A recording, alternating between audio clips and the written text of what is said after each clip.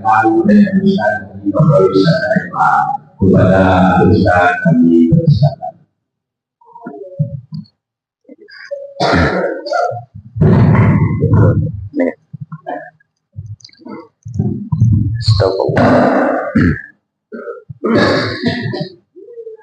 Assalamualaikum warahmatullahi wabarakatuh. Waalaikumsalam warahmatullahi wabarakatuh. Bismillahirrahmanirrahim. Alhamdulillahil qawiyil matin al-malikil haqqil mubin. Wassalatu wassalamu ala asyrafil anbiya'i wal mursalin sayyidina Muhammadin sadiqil wa'adil amin wa ala alihi wa ashabihi ajma'in. Subhanaka la ilma lana illa ma'allamtana innaka antal alimul hakim wa la hawla wa la quwata illa billahil aliyil azim. Kaum muslimin dan muslimat, jamaah subuh sedekah dan jamaah Masjid Nurul Iman Kelurahan Pangkalan 7, hadirin hadirat kaum muslimin dan muslimat yang semuanya semoga senantiasa dirahmati oleh Allah Subhanahu wa taala. Bersyukur kita kepada Allah Subhanahu wa taala dengan mengucapkan alhamdulillahirabbil alamin atas segala nikmat dan karunia-Nya kepada kita, baik berupa kesehatan, kekuatan dalam melaksanakan ibadah, dan yang paling utama adalah nikmat iman dan Islam. Mudah-mudahan kaum muslimin dan muslimat dengan kita senantiasa bersyukur kepada Allah, Allah menambahkan nikmat-nikmat tersebut kepada kita. Amin ya rabbal alamin. Kemudian bersalawat kita kepada Nabi Muhammad sallallahu alaihi wasallam. Allahumma salli ala sayyidina Muhammad wa ala ali sayyidina Muhammad. Mudah-mudahan pula dengan kita senantiasa bersalawat kepada Rasulullah sallallahu alaihi wasallam, di dunia kita mendapatkan bimbingan dari Rasulullah sallallahu alaihi wasallam melalui hadis-hadisnya, dan di akhirat kelak kita mendapatkan syafaatul uzma. Apa itu syafaatul uzma? Yaitu syafaat yang besar, yang hanya diberikan keistimewaan itu kepada Rasulullah sallallahu alaihi wasallam, tidak kepada nabi-nabi yang lain. Maka dalam kesempatan yang berbahagia ini, dalam rangka pelaksanaan kegiatan santunan jamaah subuh sedekah, kesempatan ini kita ingin mengulas tentang ada beberapa hal. Apa itu syafaatul uzma yang sangat kita harapkan kaum muslimin dan muslimat sebagai membantu kita nanti ketika kita sudah berada di padang mahsyar, ketika kita sudah berada di suatu tempat yang dimana tempat tersebut tidak ada lagi syafaat yang diharapkan kecuali hanya syafaat pertolongan daripada Rasulullah sallallahu alaihi wasallam. Sedikitnya ada 6 jenis daripada syafaatul uzma yang dijelaskan dalam beberapa riwayat dan dalil-dalil daripada hadis Nabi ataupun perkataan dalam kitab-kitab. Yang pertama, syafaatul uzma itu adalah syafaat atas pengadilan Allah kepada manusia yang sangat mencekam. Ketika manusia semuanya Bapak Ibu berada di suatu tempat yang mana matahari hanya sejengkal dari kepala, dan kondisi masing-masing itu bervariasi. Ada yang peluhnya sampai di mata kaki karena saking panasnya. Ada yang peluhnya sampai di lutut. Ada yang peluhnya sampai di pinggang. Ada yang peluhnya sampai di bahu. Ada yang peluhnya bahkan sampai meliputi seluruh tubuhnya. Dan itu hanya meliputi bagian masing-masing, yang lain-lain lagi. Artinya tidak seperti banjir yang melanda kita pada saat ini. Setiap di suatu tempat itu tingginya 1 meter, maka seluruh tempat itu akan tergenang 1 meter. Maka dalam hal keadaan huru haranya di padang mahsyar ini tidak seperti itu, tergantung kepada amal ibadah masing-masing. Nah, maka dalam hal seperti ini semua umat manusia dalam keadaan kebingungan. Kenapa kebingungan Bapak Ibu? Karena tidak ada kepastian, menunggu yang begitu lama, tidak jelas, dijemur di tengah lapang itu. Mau diapakan kita ini? Sama kalau orang dalam kasus narapidana itu ketika belum disidang divonis tapi di penjara. Berapa lama dalam penjara itu tidak ada kejelasan. Divonis, kalau divonis 5 tahun kan jelas. Divonis 3 tahun kan jelas menunggunya. Nah, maka orang-orang yang berada, semua manusia di saat di padang mahsyar ini tidak ada jelas vonisnya. Apa nasib kita ini, hai umat manusia keseluruhan? Lalu di antara manusia itu ada yang mengatakan begini saja, kita mengadukan urusan kita ini, permasalahan kita ini kepada Nabi Adam alaihissalam, karena dia bapak kita, karena dia adalah orang tua kita yang pertama di dunia ini. Lalu berangkatlah berbondong-bondong manusia menemui Nabi Adam. Dalam riwayat itu dijelaskan Nabi Adam mengatakan, saya juga punya dosa kepada Allah Subhanahu wa Ta'ala. Tidak bisa memberikan kalian pertolongan, tidak bisa memberikan kepastian nasib kalian ini. Tanggung aja lah nasib kalian masing-masing. Saya pernah dilarang oleh Allah memakan buah khudi. La taqrabu hazihi syajarah. Bukan hanya memakan, mendekati saja tidak boleh. Tapi ketika itu saya melakukan kesalahan, akhirnya saya pun diturunkan ke dunia ini. Itu yang dijawab oleh Nabi Adam alaihissalam. Untuk selanjutnya mereka menemui Nabi Nuh. Demikian pula jawabannya lebih kurang. Sampai akhirnya kepada Nabi Isa alaihissalam juga seperti demikian jawabannya. Tidak ada yang bisa memberikan syafaat, pertolongan kepada umat manusia. Maka datanglah mereka kepada Rasulullah Sallallahu Alaihi Wasallam. Rasulullah pun memberikan syafaat-syafaatnya, diantaranya adalah memasukkan sekelompok orang ke dalam surga tanpa hisab. Rasulullah diberikan oleh Allah suatu keistimewaan.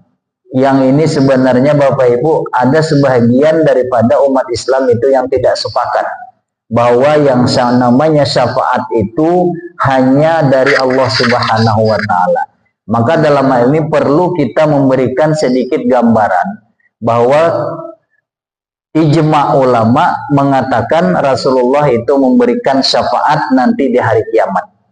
Seperti apa contohnya? Memang benar seluruh apa yang dilakukan, apa kejadian yang ada di alam akhirat nanti adalah atas pertolongan Allah Subhanahu wa Ta'ala. Tapi perumpamaannya, ketika kita berurusan dengan bupati, lalu kita tidak ada orang dekat dengan bupati, apa yang bisa kita lakukan? Maka urusan kita itu biasanya tidak akan bisa terkabul. Tetapi apabila kita ada mendapatkan syafaat dari orang dekatnya, nah, kata ajudannya, kalau mau menemui bupati nanti jam 10. Kalau tidak melalui ajudannya ini, kita tidak akan bisa menemui bupati tersebut. Maka dalam hal seperti inilah bentuk daripada syafaat itu. Artinya Allah lah yang melakukan segala sesuatu sebenarnya, tetapi Allah memberikan keistimewaan kepada seorang kekasihnya yang bernama Muhammad Sallallahu Alaihi Wasallam. Jadi tidak bisa dipungkiri, artinya kita tidak boleh menolak bahwa syafaat Rasulullah itu sebagian besar ulama sudah mengatakannya tetap diberikan kepada Rasulullah SAW sebagai satu keistimewaan. Apa saja di antara isi-isinya? Yaitu yang pertama tadi, Rasulullah memberikan syafaat kepada sekelompok umat manusia yang bisa memasuki surga itu bighairi hisab, tanpa dihisab. Inilah keistimewaan Rasulullah Sallallahu Alaihi Wasallam. Tanpa berhisab, Bapak Ibu sekalian, masuk kabar kilamnya, menyeberang Siratal Mustaqim ke dalam surga itu seperti kilat yang menyambar. Ini diantara syafaat Rasulullah Sallallahu Alaihi Wasallam. Maka kita sebagai umat Muhammad Sallallahu Alaihi Wasallam harus memperbanyak bersolawat kepada beliau setiap harinya, apalagi hari Jumat ini minimal 100 kali Bapak Ibu, agar syafaat Rasulullah itu, terutama salah satunya, mudah-mudahan kita digolongkan sebagai orang yang masuk ke dalam surga itu bi ghairi hisab. Amin ya rabbal alamin. Ini sebagian amalan yang menyebabkan syafaat itu dapat, Pak.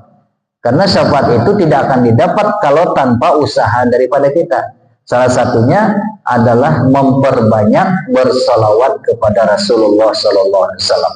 Kemudian syafaat yang kedua, Rasulullah Sallallahu Alaihi Wasallam memasukkan seseorang yang harusnya masuk ke dalam neraka, memberikan pertolongan kepada seseorang yang harusnya masuk ke dalam neraka tapi dialihkan ke dalam surga.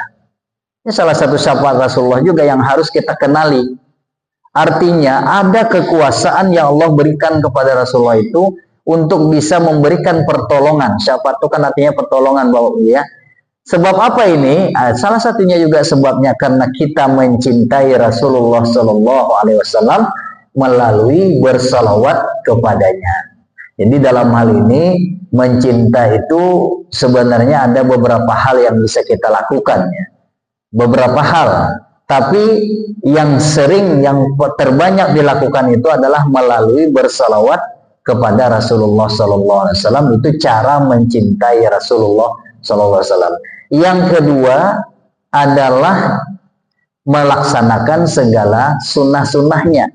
Selain kita bersalawat, sunnah-sunnah apa yang dianjurkan oleh Rasulullah melalui hadis-hadisnya dilaksanakan, yang dilarangnya juga dijauhi. Itu yang kedua. Yang ketiga, ini jalan tol yang jarang diketahui sebagian orang, dan mudah-mudahan kita biasa untuk melakukannya, yaitu mencintai orang yang mencintai Rasulullah, mencintai orang yang dicintai oleh Rasulullah Sallallahu Alaihi Wasallam. Dalam satu riwayat, Nabi Sallallahu Alaihi Wasallam mengatakan, aku diberi cinta kepada Sayyidina Khadijah, Siti Khadijah, maka aku akan cinta kepada orang yang mencintainya. Nah, ini kan sesuatu yang mungkin jarang tersingkap. Ketika kita berusaha mencinta kepada Rasulullah melalui bersalawat sudah maksimal. Kita mencinta kepada Rasulullah melalui melakukan segala sunnah-sunnahnya juga sudah maksimal. Tapi mungkin saja Rasulullah belum melirik kepada kita. Bahasa kita anak muda itu, bak pungguk merindukan bulan, bertepuk sebelah tangan. Artinya apa? Kita berusaha mencintai Rasulullah, tapi Rasulullahnya acuh saja. Bisa saja terjadi. Kenapa? Mungkin sebagian amal ibadah kita yang masih banyak belum maksimal. Kita sudah berusaha, tetapi ada jalan yang sudah dijanjikan oleh Rasulullah. Aku akan mencintai, aku diberi cinta kepada Khadijah. Maka kata Rasulullah, aku akan mencintai orang yang mencintai Khadijah. Nah sekarang pertanyaannya, bagaimana cara mencintai Siti Khadijah? Dijelaskan dalam beberapa riwayat di situ, kita untuk mencintai seseorang adalah selalu mengingat biografi, selalu mempelajari perjalanan hidup seseorang itu salah satunya. Maka dalam hal ini ada namanya manakib sejarah hidup Siti Khadijah yang dianjurkan dibaca setiap tanggal 11 bulan Hijrah. Itu salah satu bentuk mencintai Siti Khadijah.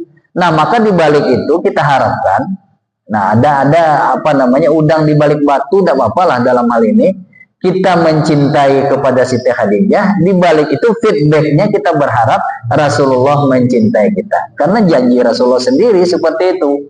Nah, jadi ini yang mungkin perlu kita lebih galakkan lagi. Tapi galak dalam berarti bukan arti bahasa Minang galak itu ketawa, tidak ya. Atau bahasa kita, bahasa Banjar, galak ketawa galak. Galakan itu selalu kita tingkatkan. Nah, bagaimana cara mencintai Rasulullah itu melalui orang yang dicintainya. Karena janji beliau juga Pak Bu. Jadi kalau bukan karena janji beliau yang diucapkan dalam hadisnya, kita mungkin tak tahu juga. Karena ini jalan tol menurut sebagian ulama Pak. Jalan tol ini. Artinya kalau kita sudah melakukan salawat sudah maksimal, kita melakukan sunnah-sunnahnya juga sudah maksimal, tetapi kedekatan dan kemahabbahan kita kepada Rasulullah ternyata belum juga seperti apa yang kita harapkan, maka inilah jalannya. Jalan yang lebih cepat karena Rasulullah sendiri sudah berjanji seperti itu. Nah, yang ketiga, kemudian Rasulullah Shallallahu Alaihi Wasallam memberikan syafaat untuk lagi mengeluarkan sekelompok orang dari dalam neraka karena adanya keimanan. Itu juga syafaat Rasulullah, Pak Bu ya.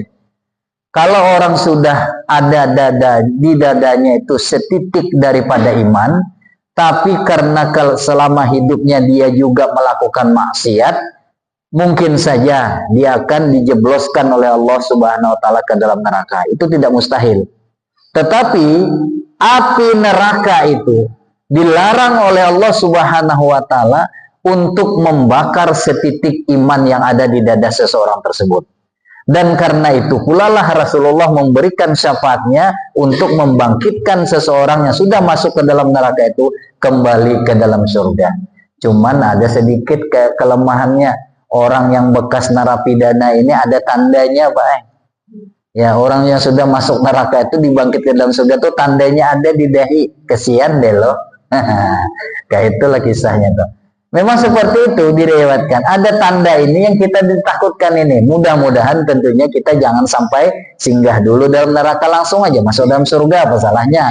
Amin ya rabbal alamin. Namun demikian, inilah salah satu bentuk keistimewaan syafaat Rasulullah Shallallahu Alaihi Wasallam, bisa memberikan pertolongan orang-orang yang masih ada setitik iman di dadanya, dibangkit daripada nerakanya Allah Subhanahu wa taala. Kemudian yang keempat, syafaat Rasulullah Shallallahu Alaihi Wasallam mengangkat derajat sekelompok umat manusia di dalam surga. Artinya di dalam surga itu ada kaplingan-kaplingan juga. Ada tingkatan-tingkatan. Seperti kita ketahui surga itu ada 8 pintunya, ada 8 jenjangnya surga. Di dalam surga itu sendiri ada sebentuk tingkatan-tingkatan bagi orang-orang tertentu yang ini diberikan keistimewaan oleh Allah kepada Rasulullah SAW. Ini kelompok ini adalah kelompok yang maha dahsyat dalam amal ibadahnya selama di dunia. Maka kelompok ini digolongkan kelompok yang tertinggi. Umpamanya seperti itu dijelaskan dalam beberapa riwayat.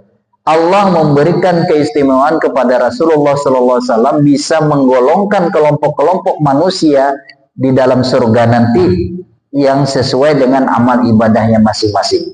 Kemudian yang kelima, syafaat Rasulullah SAW itu bisa saja juga Bapak Ibu sekalian dijelaskan meringankan atau menghapuskan siksaan bagi orang-orang kafir.